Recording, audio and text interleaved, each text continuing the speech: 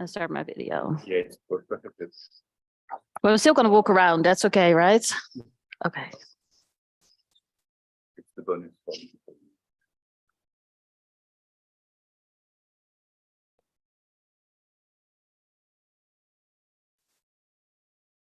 Great, I think let's get started. Welcome, everyone. It is my great pleasure to welcome today's speaker of our Astrophysics seminar in the wonderfully winterly landscape outside. Mariska came to PhD in 1997 from the Leiden Observatory, working with Marion Frank and Peter van Zonken. And she received a Christian Huygens Prize for participation, the best participation in space research in the last 4 years. Afterwards, she moved to the New World. She was a Brussels postdoctoral fellow at Princeton University and a postdoctoral fellow at Harvard Smithsonian Center for Astrophysics. Then she joined the rank of faculty in 2012 at the University of California, Berkeley.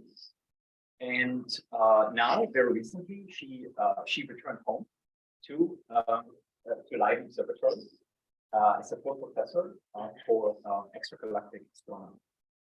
And so Mariska is very active in galaxy evolution. She's interested in understanding all different aspects of galaxies. And she's also involved in many observation programs with the Hubble Space Telescope and, of course, also with the new James Webb Space Telescope. And I'm very excited to learn more about the many phases of massive galaxies. Okay, Mariska, the stage is yours. Thank you, Robert. Thank you all. It's great being here.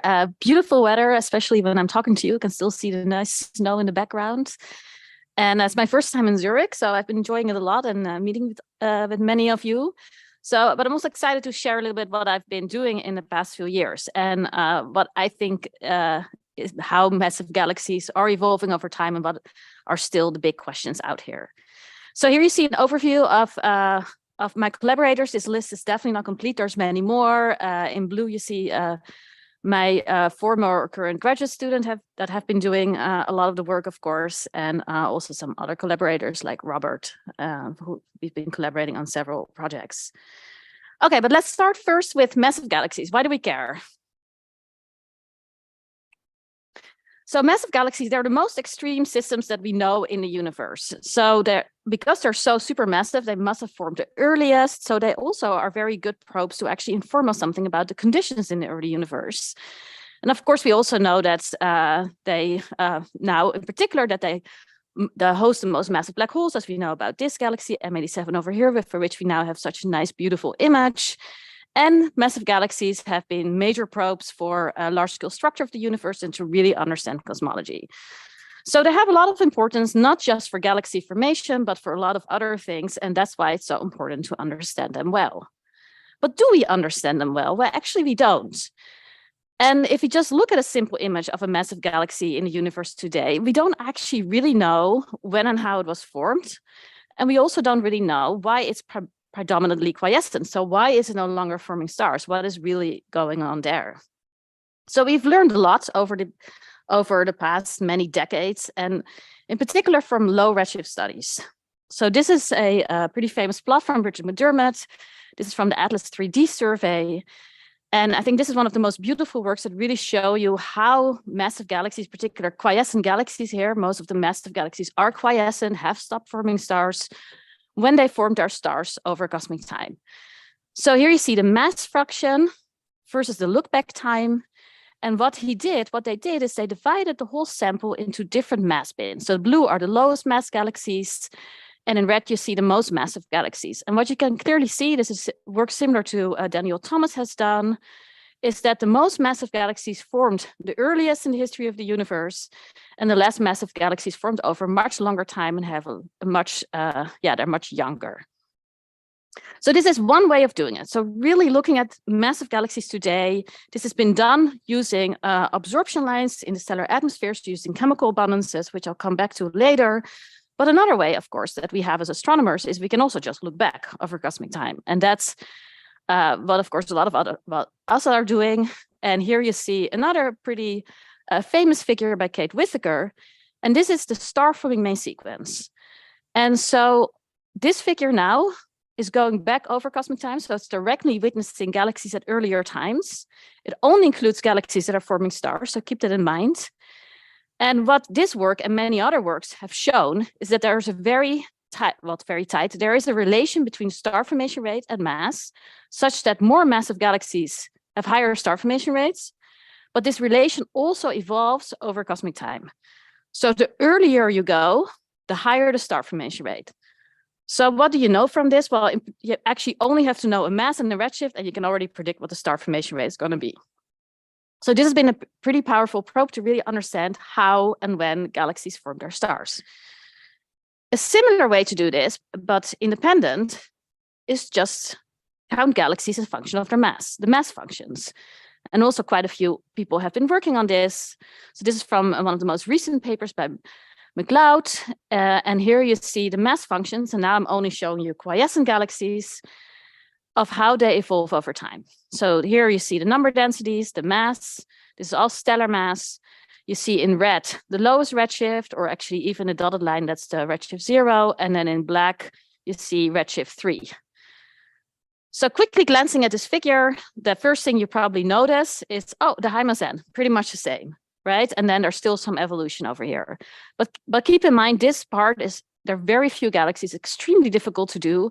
And also even like a tiny little scatter here is like easily an order of magnitude. So it's actually not that easy to do it like that either. Okay, so there's another probe that I think that has given us a lot of information over the past decade or so, or even 2 decades, and that are the sizes of galaxies. So how do galaxies actually grow in size? So not only mass, star formation rate, but also in size. And this is from work by Lamia Mola. And here she shows the effective radius versus redshift for all galaxies, star-forming galaxies, and quiescent galaxies. There's no mass in here. There's also a relation between radius and mass, but she basically already corrected for the mass, the relation with mass. So she's now looking at the same mass. And so what you can clearly see from this figure is that at a fixed mass, both star-forming galaxies and quiescent galaxies were smaller at earlier times, at fixed mass. Okay, so we have all these different probes, star formation rates, we have the masses, we have the sizes.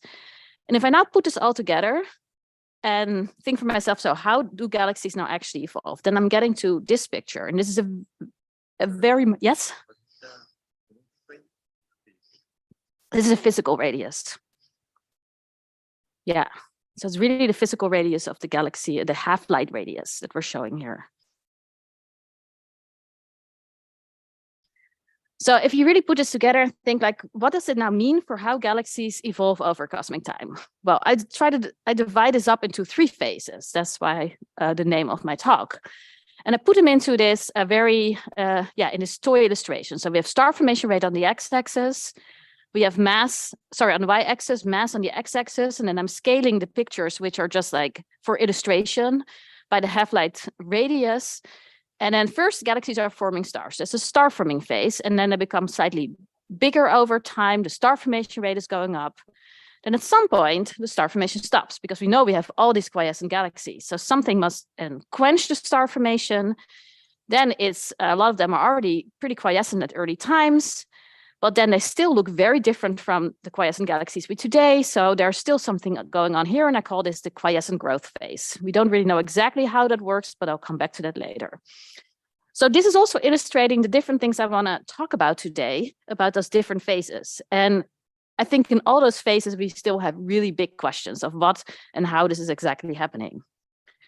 For example, phase 1, the star forming phase. We still don't really know when and how massive galaxies form their stars and how they're enriched in metals. The second one, we still don't really understand what the physical mechanism is for stopping the quenching this star formation. And third, there's still quite a bit of debate of how exactly massive galaxies grow during their quiescent phase, or whether they even grow. Is it just a population grow, or is it a growth of individual galaxies? And I'll get back to that later. Okay, so I want to start with the first phase, when and how do massive galaxies form their stars and enrich in metals. So I want to go back to this figure, to these two plots that I showed you before. So this is kind of like contrasting the two different ways how you can really learn about massive galaxy growth. On one hand, look at those galaxies today and just do fossil record studies, or really try to trace galaxies over cosmic time. And both of those probes have definitely their benefits, but they also have their limitations. So one of the limitations here is that if you look at a galaxy today, you're looking at everything that's there right now, but the galaxy may have still merged a lot after it originally formed. So you're looking at the star formation history, for example, of all the stars in the galaxy at this moment. And we don't really know what happened in the past few gigayears. So it may still had a lot of like mergers or other things happening to it. So that's one of the limitations. Another limitation is actually really hard to determine ages for systems that are this old. Like, how do you see the difference between a 9 gigayear population or a 13 gigayear population? That's like so subtle. It's really difficult to do that. This work also has its limitation, like you only see one snapshot at a time, and then how do you link those galaxies? That is like a big, big problem. You cannot really link descendants and progenitors that well. Same with the mass functions, has also its limitations. But I want to take a step back and I want to go look at how do we actually make a figure like this? What is this based on? Why do we even know the star formation histories? As I briefly mentioned, this comes from chemical abundances, from like little absorption features coming out of the stellar atmospheres in those big nearby elliptical galaxies.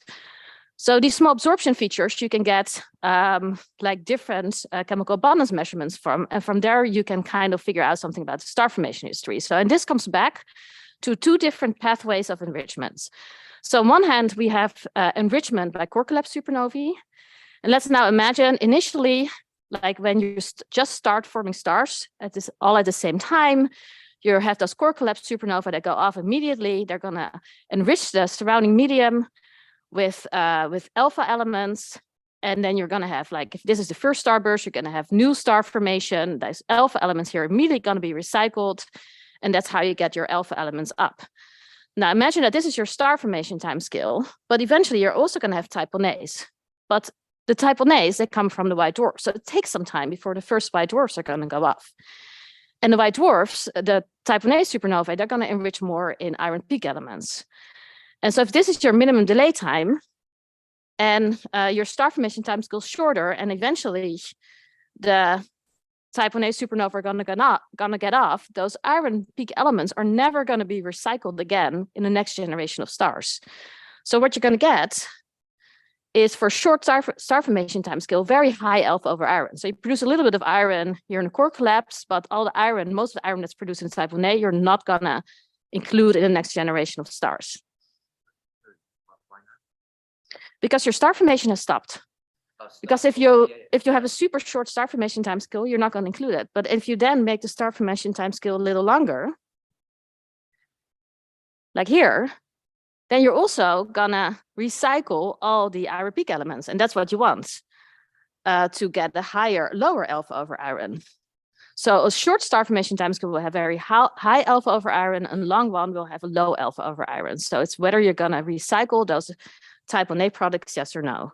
So that's a very simple picture. This is not the only element for which you can do it. Like, you can also look at, for example, HB products. That gives you even a different time scale, but we're mainly going to focus on this because this one is the easiest. And this is the one on which figures like this are being based. Okay, so we have these two different probes, and I'm suggesting, why don't we actually try to combine them? So we try to do this kind of fossil record studies, but then go to earlier times to overcome those limitations. And that sounds good in practice, but it's really hard to do, but doesn't mean we shouldn't do it. So why is it so hard? Well, as I mentioned, this work relies on like very subtle stellar absorption lines from the stellar atmospheres. And if you look at a distant galaxy, and here you see a distant galaxy that's either star forming or quiescent. And this is all model, so this is not real, but this is an empirical model for a star forming quiescent galaxy that have exactly the same mass. And here in the star-forming galaxies, you see this whole wide range of emission lines, which you can use for all sorts of different studies. James Webb is going to pick up all those lines at very high redshifts. I love those lines. You get metallicity, you can get kinematics, you can do lots of different things. And although they're hard to pick up, they're still very easy to pick up if you, for example, look at a quiescent galaxy spectrum, which is basically empty, right? You don't see anything. So how are you going to really learn something from here? Well, if you zoom in, there is a wealth of information, but it's all very subtle. So you see that this work is much harder to do than actually look at a star-forming galaxies. Of course, if you want to get the continuum of a star-forming galaxy, that's also really hard, but there's also not much in there because here the continuum is all coming from O and B stars, in particular at higher redshift. And so there's not many absorption lines there to measure anyway. But yeah, you're really missing those lines from those ionized regions because you don't have those hot massive stars anymore in those quiescent galaxies to make those emission lines. Okay, this is difficult, but it doesn't mean we shouldn't do it. And so the first step outward, like the first real progress in the past years here, is coming from the Legacy survey. So this is a survey being led by Arjen van der Wel. It's a public survey from ESO. It's done with VMOS, and they went 20 hours on many galaxies between the redshift 0.5 and 1. In particular, this range is interesting because for this range, you get the whole wealth of information, as you can see over here. So here you see a couple of example spectra from the Legacy survey. And you see those really beautiful absorption lines here all the way to 5400. So you can do this because this is still redshift 0.7. So you can still do it with VMOS. It's hard, but it's you're still working basically with an optical spectrograph. Okay, so what can we learn from this? So this is work done by my Berkeley graduate student, Eliza Beveridge. And she took all those Legacy galaxies and now she grouped them into bins of velocity dispersion. And then she stacked all the spectra together. And she also removed the continuum. So now you see them on the same level. And here in the top panel, you see all the spectra in the bins of the different dispersion and then stacked. And if you look at it very quickly, you see there's barely any difference. So it's not only that those features are faint, the real information in those features is also very subtle. If you really want to look at the differences, that in first order, they look exactly the same. If you then divide them all by the blue one, so the low dispersion bin, you do see there's all these differences, and these differences encode quite a bit of information. So Eliza modeled all those spectra with ELF, that's absorption and filter code by Charlie Conroy, in which you can really measure the abundance of all the individual elements. And this is the first time this has really been done for so many elements at this redshift. And just to overwhelm you with too many elements, this is all the elements that she measured. So she went even to elements that I don't even know what the symbol stands for. And so you see all the different elements here. These are the AGB products. So here you have the alpha elements near the iron peak. But as you can immediately see from those figures that they all behave very differently. So it's not that easy to just all put them into one different nucleosynthesis pathway. This is actually kind of difficult to interpret. And but you see all of them have to first order some relation with sigma. So if you go to a higher sigma, you're more enriched in all those different elements. You can also divide it by iron and learn more, you see, but most of them are pretty flat. There's a lot of information in here. I'm not going to talk about all of that. And also there's still a lot of things that we don't really know how exactly to interpret. But let's just really look at the simplest thing we can get out of this information. That's magnesium and iron, because that's what I talked about before. It's velocity dispersion. It's averaging some number of galaxies. So this is obtained from one line or every line? From every line. So you fit everything simultaneously. The same as you measure the abundances. All the lines same velocity. Yeah, because they all come out of the stellar atmospheres. So if with the gas emission, it would be tricky to do that, but for the absorption lines, that's okay to do it. Of course, I can see a situation where it may get tricky, but for these galaxies, that's okay. Yes.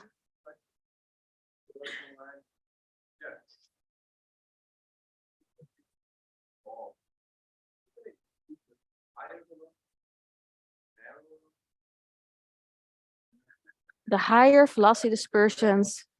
Yeah, that's just because the magnesium is deeper here. And also it's but you cannot interpret this immediately. In the first thing we think is we interpret this as metallicity, but of course there's H in here as well. And as I'll show later, there's a huge H difference, and those lines are primarily H dependent. They're age, well, also metal dependent, but also very much age dependent, right? Because of the effective temperatures of the stellar atmospheres. I'll get to that. So if you now look at the simplest thing you can learn from those spectra, so the magnesium over iron and the ages. So the way how Eliza plotted this is she plotted this as a look back time. So, and then she compared those legacy stacks also with stacks from the Sloan Digital Sky Survey. So work from Charlie Conroy, we use exactly the same modeling code. It's just different, lower redshift galaxies, but the work is really comparable.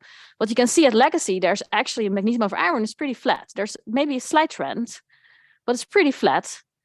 The ages, there's much a stronger trend. So the higher dispersion galaxies, same as we found in the local universe, they're definitely formed at earlier times. And these ones are younger, the lower dispersion galaxies. But if you then compare them to Sloan, what you can see is at the high mass end, this is actually pretty comparable. They have about the same formation time and the same magnesium over iron.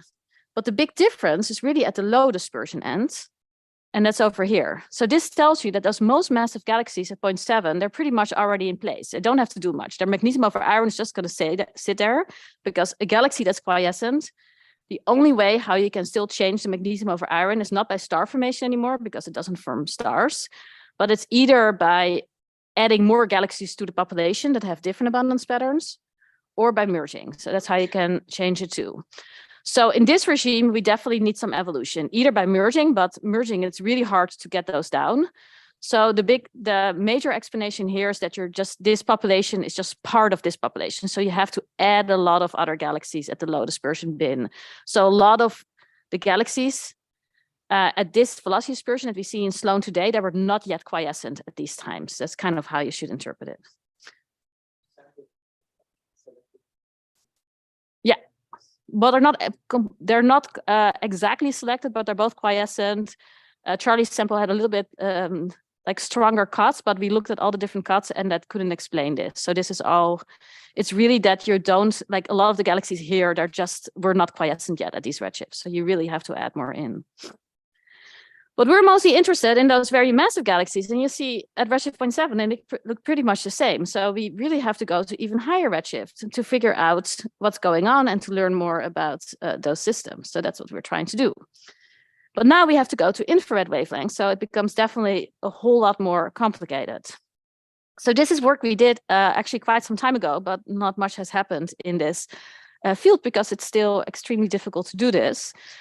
But we took a spectrum, an ultra-deep spectrum of a quiescent galaxy at redshift 2.1. So this is the brightest quiescent galaxies in the whole Candles field. So there's only one galaxy for which you can actually really do this.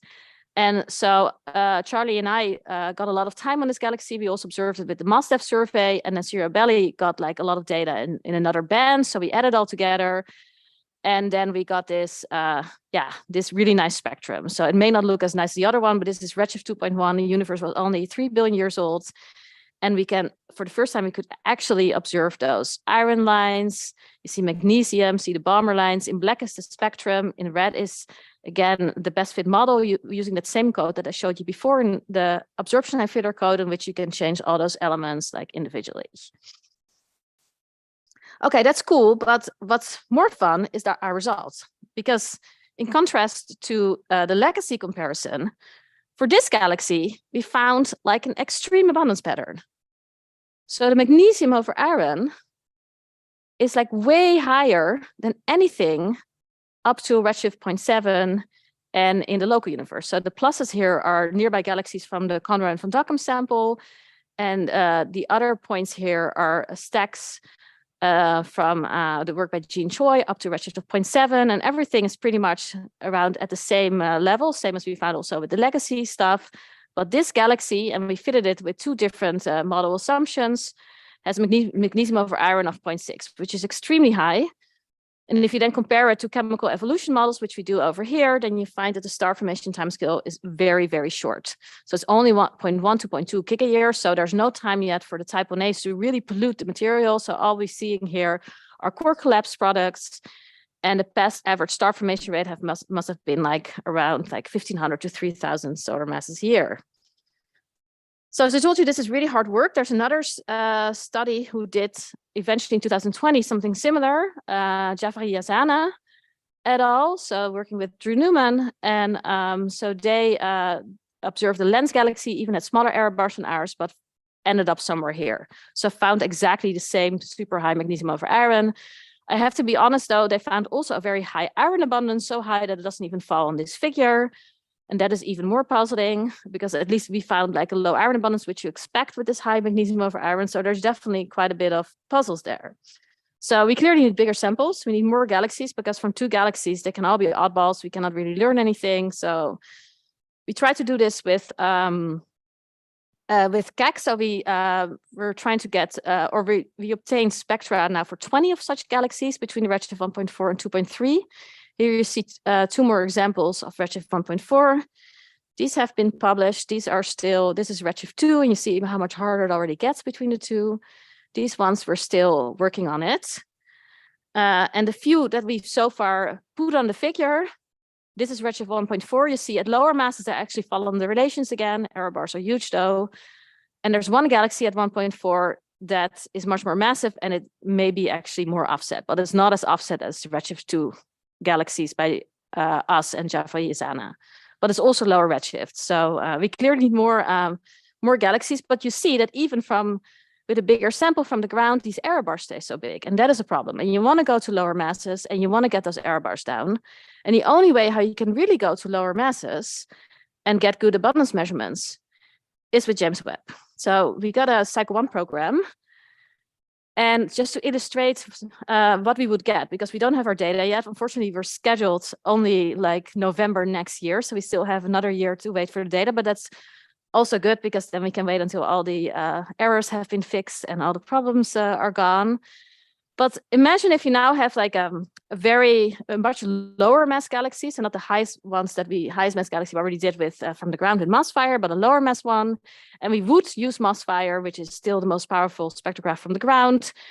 And we would take a ridiculous number of integration times we would never have. But for example, if we do it 52 hours, then our spectrum looks like this in black. It looks horrible. This is our best fit model. For these same galaxies, in our program, they look like this. So this is really to illustrate to you like ridiculous integration times from the ground with 16 hours with NIRSpec. There is really a way forward. It looks way better. And if you also look at the expectations from your ages and magnesium over iron, this is really the way to go. So we're very excited about this and hope this is gonna really give some, much better results. And also you can do also many more elements with this as well, but that's for a different time. Okay, so to go back, because we have 2 more phases to go, although this was, I think, most of the work I wanted to talk about, but the quenching phase, there's also been quite a bit of progress over there in the past years.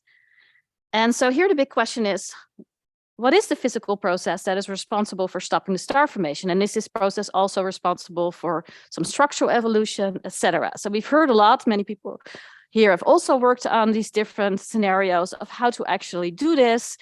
So there's all these different like scenarios in which you can make a galaxy quiescent, either a combination of the different scenarios, but often it includes some kind of AGN feedback, quasar mode, radio mode, morphological quenching, hot halo, starvation, major mergers. So Robert in particular has worked quite a bit on this. And so how can you really discriminate with that between them with your observations? Well, all these different scenarios predict different evolutions in the molecular gas masses, in kinematics, and in metal properties. So these are different probes to look for. So to study the quenching process, you can look at galaxies that are about to quench. You can look at galaxies that are quenching, but you can also look at galaxies that just quenched. What's the best way to do it?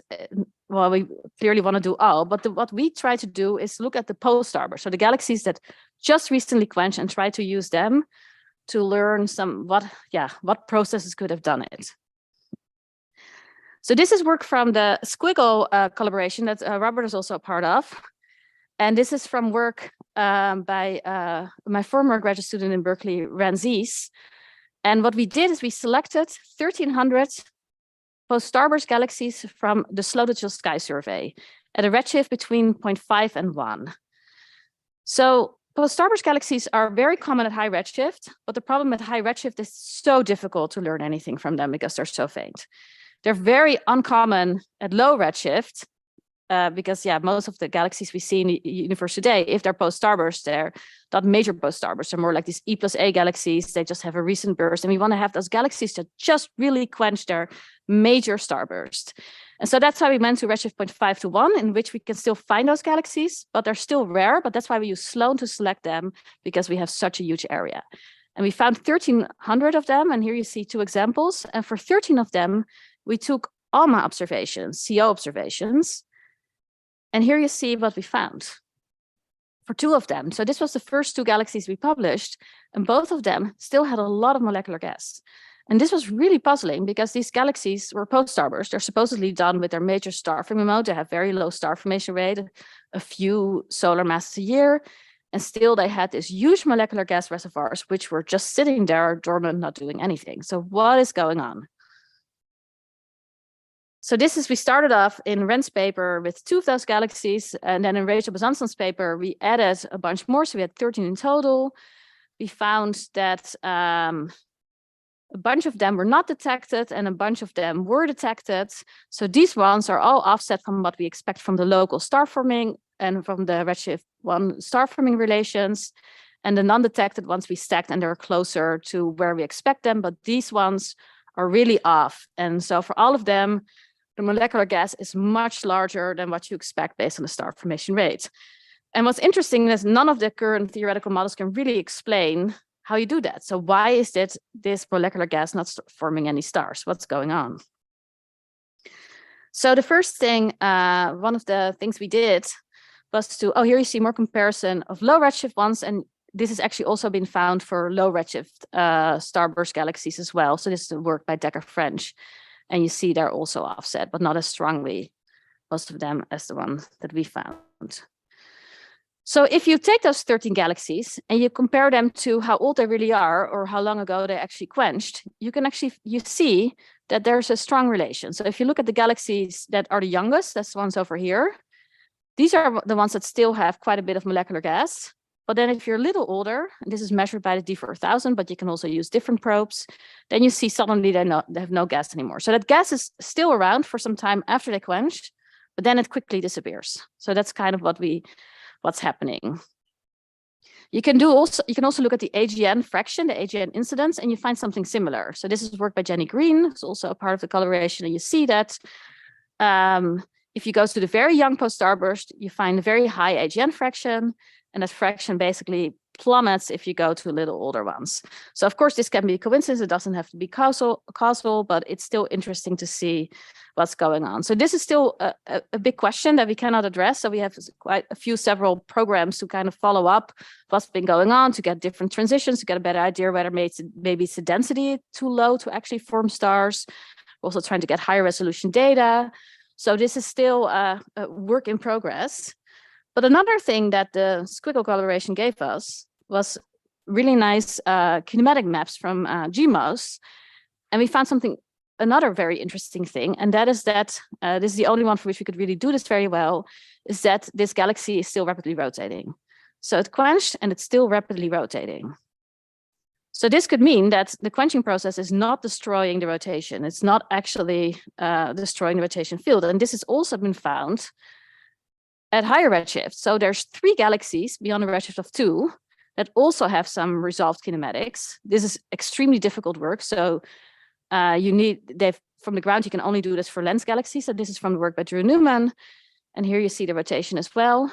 And all 3 galaxies that have been observed so far for which we can do this, they all are rotating. So this is telling you that this quenching process is not really destroying the rotation, which is kind of not, I think, what a lot of people expected. They expected that, in particular, if mergers are playing a role, that you would really destroy the rotation. So James Webb is clearly offering us a lot of possibilities here. So in our program, we're also planning to do kinematics for our quiescent galaxies. So we're going to observe 16 galaxies, and most of them are not going to be nicely along the slit, but even with James Webb, you can nicely model it, even if your galaxy is a little offset, or if the galaxy is tilted, because the way how the NIRSpec spectrograph works is that you just have all those different slits that you make from those micro shutter arrays.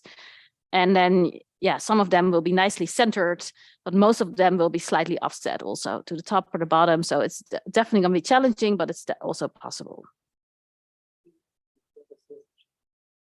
Yeah, we're not going to put anything, we're not going to observe anything with James Webb that we don't already have a good image for. So that's the strength of this, is that we know exactly which part of the galaxy falls in the slit.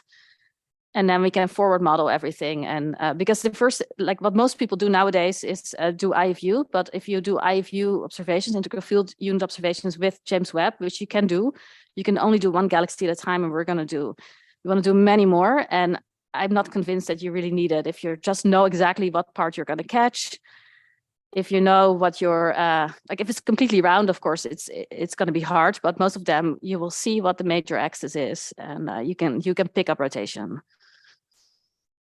Okay, there's one more probe I want to discuss regarding this quenching process, and that is using the metals. And this is something, the first time I heard about it, I was like, there's no way the metals will learn you anything about the quenching process, but they actually do, and I'm convinced. And so Eliza worked on this, and she kind of like dived into this and convinced me that we may be able to do this.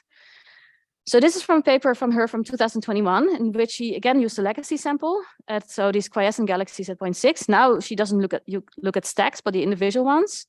So again, here you see the magnesium abundance, so not magnesium over iron, but really that magnesium abundance as a probe of metallicity versus mass. And she's comparing this to the relation at redshift 0. You see there's a tiny offset, not a lot, but she is also color coding this by age. So the younger galaxies are more metal rich and the older galaxies are metal poor. That seems kind of what you would expect. This is not a degeneracy, this is actual real. But this actually tells you something how this happened, because if you compare this to chemical evolution models, this is not actually easy to explain, to find this trend. So imagine you have a chemical evolution model in which you have infall from gas, from primordial gas, and you then convert the primordial gas according to some like efficiency into star formation. And you also have your supernova outflows, but in the end, whatever you do, this is your specific star formation rate model. This is the metallicity evolution that you're going to expect. So at a specific point, there's going to be some metallicity difference, but in the end, they're all going to converge to exactly the same metallicity. So even in a chemical evolution model in which you have supernova feedback, it still looks like a gas depletion model, and you're never going to produce a trend like this. So what you need to do is you need to make sure that the galaxies that quench earlier, that they also have a lower metallicity. So you need to remove the gas content altogether. So if you now adjust this model and you remove the gas completely after 2 e-folding times, which can be done by heating or like removal, then you're basically cutting off the star formation rate completely, and then you're also cutting off the metallicity evolution. And that's how you can produce a trend like this. So producing a trend like this can really tell you something about like how the gas has been removed. Do you really deplete the gas during this quenching process, or do you really remove it before you can deplete it? Because if you do that, then you can really create those low metallicity older galaxies. So of course we want to do this at higher redshift, and there's other ways how you can produce trends like this, but there is, I think, some future in there to really use the metal evolution to learn something about this.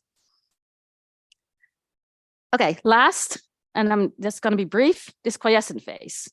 I think this was like a big problem, particularly many years ago. I think we're converging more on what's going on, but how do you make tiny, distant quiescent galaxies into those big quiescent galaxies we have nowadays? So there's not much room for mass growth, but there needs to be a lot of size growth. So how do you do this? So initially this was a major issue, and there's these two camps divided by what could explain them. So there's one camp that says the individual galaxies are growing by red minor mergers. As we know, there's red minor mergers in, this is work by Peter van Dakken, forgot to put the citation here. Red minor, we know they exist. So they, and in particular, if you're red minor merger, you really deposit the material at the outskirts, and that's a way to build up your wings. But the other camp says, no, that's not what's happening, because the population itself is also growing. And every time you're at like a new galaxy quenches, star-forming galaxies are bigger, and you're turning those bigger star-forming galaxies also into quiescent galaxies, you make the average population bigger. So it's not an individual argument, it's a population growth argument. We also call it progenitor bias. So how do you figure this out? Well, this was the predicted size evolution from what I already showed you before from Mola et al. These are half-light radii. And I think still a strong argument, a way to do this, of course, to really look at the merger fractions. Can the merger fractions do this? Because you can't count merger fractions. So that's what Drew Newman did. And these are the merger models that he expects based on counting mergers and then having the most optimistic like merging timescales. And he couldn't like really like fix this. Like there were not enough mergers to really look at that strong evolution.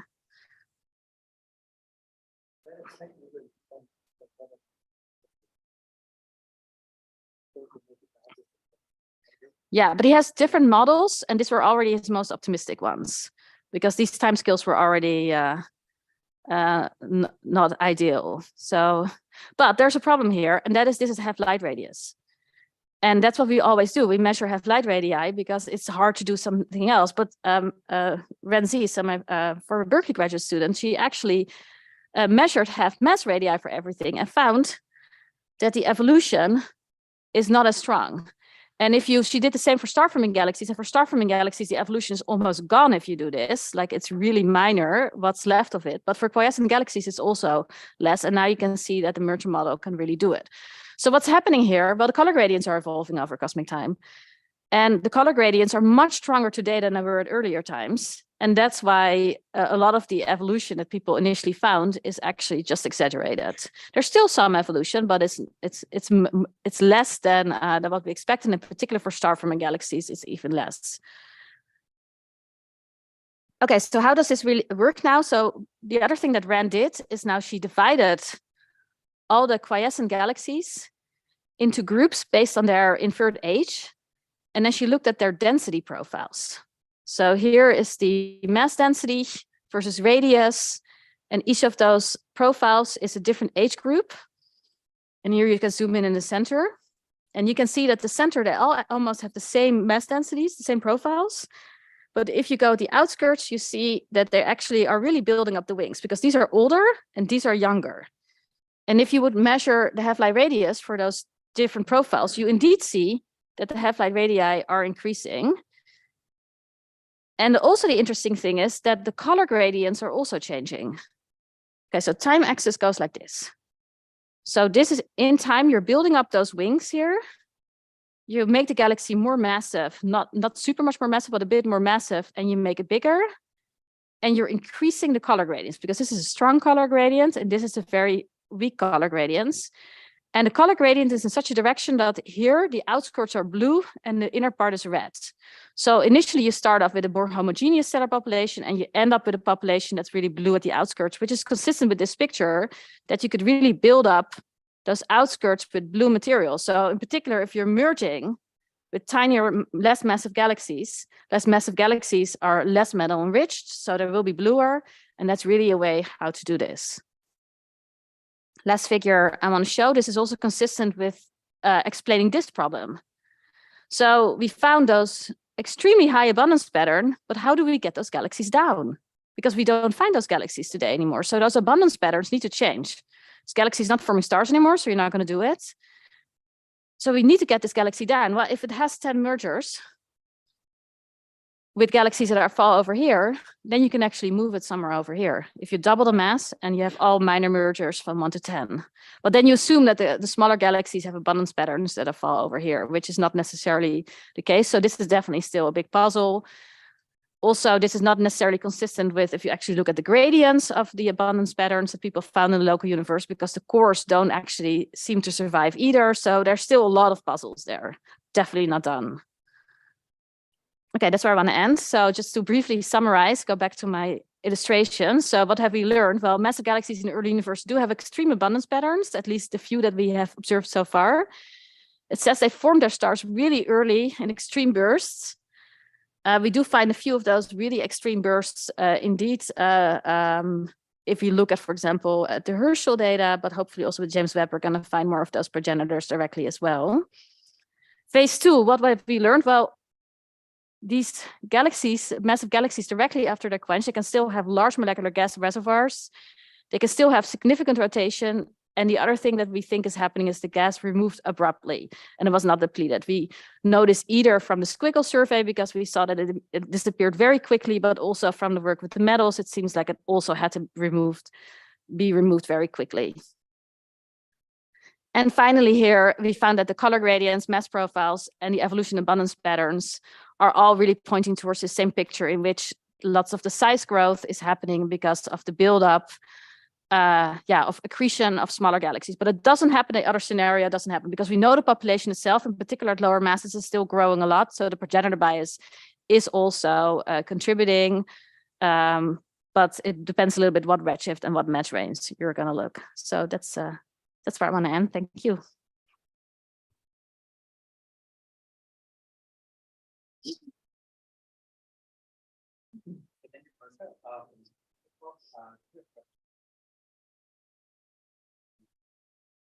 A very simple question. When you say the when it's abruptly, does it could it different people with that different?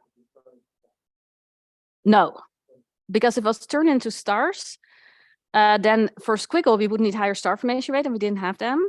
And for the metal stuff, we would still end up with with stars with higher metallicity, because that gas will be to high metallicity. So that's why that gas we cannot. Yeah, it needs to go away in some other way.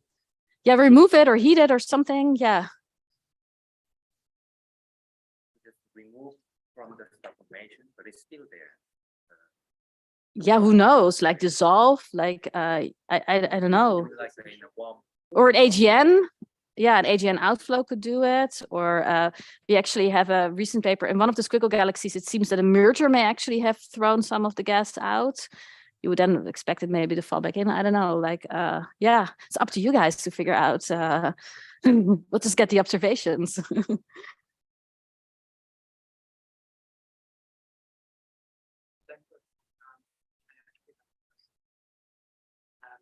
is on the molecular gas reservoir. If you have an idea of where you can find the molecular gas in the galaxy. Yeah.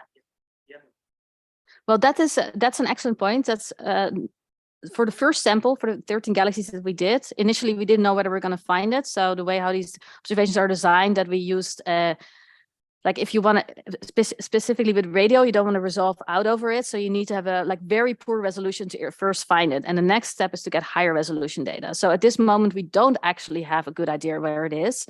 And so we do have those high resolution observations in the queue. Some of them have been taken. I don't think we've seen anything of it. I'm looking at Robert, but that should come. But it's an excellent point. We do want to know, where is that gas? Yeah, and also, is that gas maybe just not dense enough to form stars? Maybe it's something like that as well. When you showed the action of the gas line, already the fraction of the line,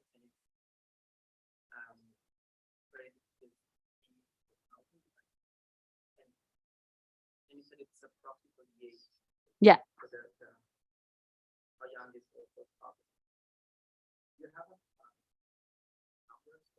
Yeah, so I should have actually updated this figure. So we also have, but that the AGN figure, the AGN work was not on that figure, but we also have done the molecular gas as time since quenching. And so then we modeled it all with some kind of a quenching model. And I think it was about 100, 200 mega years, and then it's definitely gone.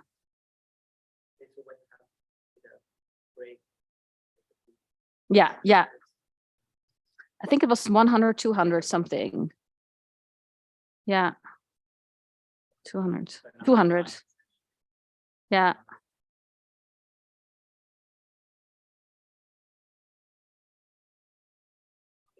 Question. I'm looking at comments like the metal C ratios for a whole galaxy.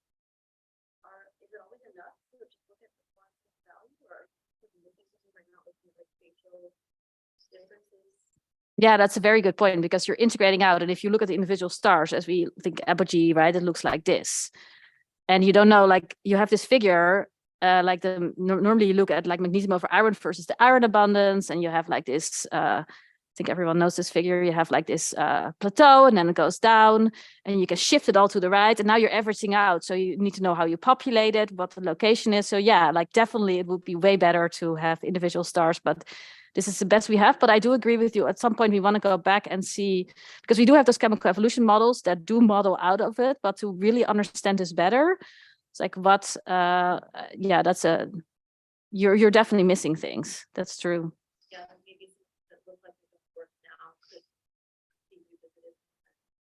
Yeah, and also those models are not perfect either. Like, and also most, if you show like our chemical abundance work, like the very detailed stuff from Legacy to the people who actually do those yield models, and like Chiaka Kobayashi and others, they're like, what had this doesn't make any sense. So it's clear that the models do not come anywhere close to what we're finding either. So there's a lot of puzzles there, and so yeah, lots to be done also with chemical evolution models, yield models.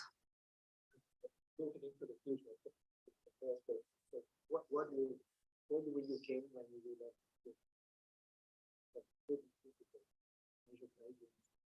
Well, so like what I would love to do is have M87 and do all the individual stars there, because I think the fact that we don't really see the high abundances in the core, I think that's just a conspiracy. I think there's stars that do have those high abundances, but there's also maybe some late time star formation in the core that kind of like messes it up. So I think if you actually can do the individual stars in M87, but apparently with the ELT we cannot do that yet. So I'm probably not going to be alive anymore to see that happen. But yeah, the gradients itself are interesting, but I think because of the mixing, it's still, yeah. So I think going to higher redshift helps, because then at least you don't have that late time star formation or late time pollution, and yeah, and also going to the future more elements, because well, like we have so many elements, and a lot of them are just some kind of a combination of like the different processes. If you look at this table from Apogee, right, you can see exactly like what comes from which processes, but that is very different for every galaxy. That's the periodic table for our galaxy, but every galaxy has their own periodic table. And so it's actually really complicated to know, like you saw, for example, I think cobalt is behaving really weird, and cobalt behaves really weird in the local universe as well. And we don't really know why. And yeah.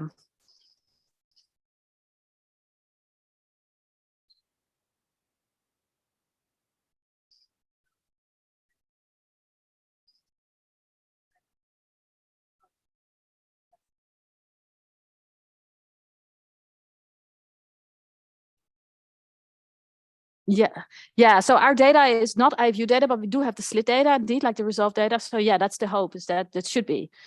Like we are even trying to do this already with Legacy to see, and we can already see some really rough trends if we take 2 resolution elements. But with James Webb, we should be able to do like maybe 5 or maybe a few annuli, and then so that's definitely the plan, but only for the brightest galaxies, and only for like magnesium. I don't think we're going to do that for cobalt, for example. Yeah. Because yeah, that's a lot of information in the resolved trends. It comes back to this like individual stars as well, but also the resolved trends. Yeah.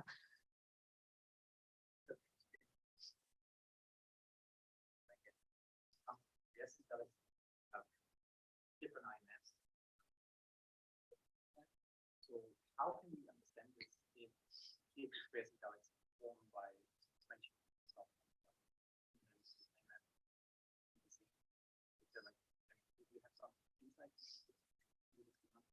No, of course we in the metal stuff we also kind of ignore the whole IMF, because the IMF also affect the metal measurements too, right?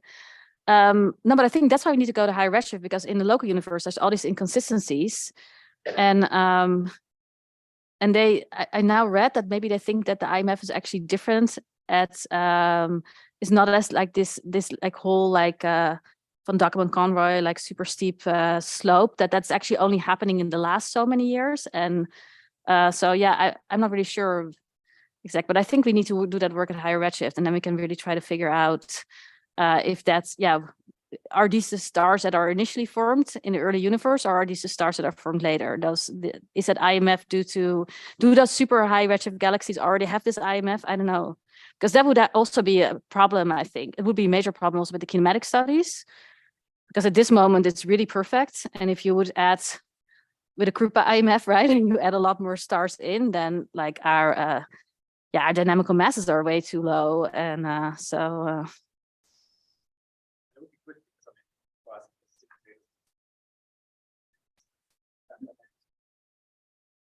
but I don't think they have really figured it out yet at low redshift either, right? So yeah.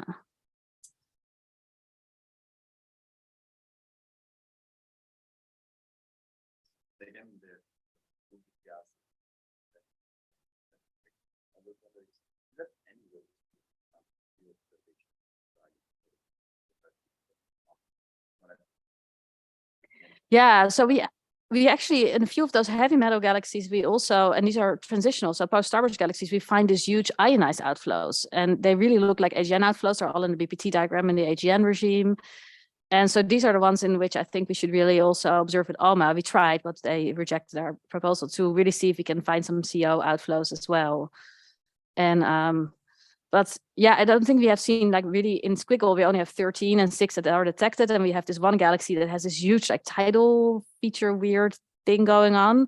But like real outflows we haven't seen yet. And but it's also a timing thing, right? You need to time them exactly perfect. Yeah. But yeah, it's a good point. Yeah, that would be great if we can observe that.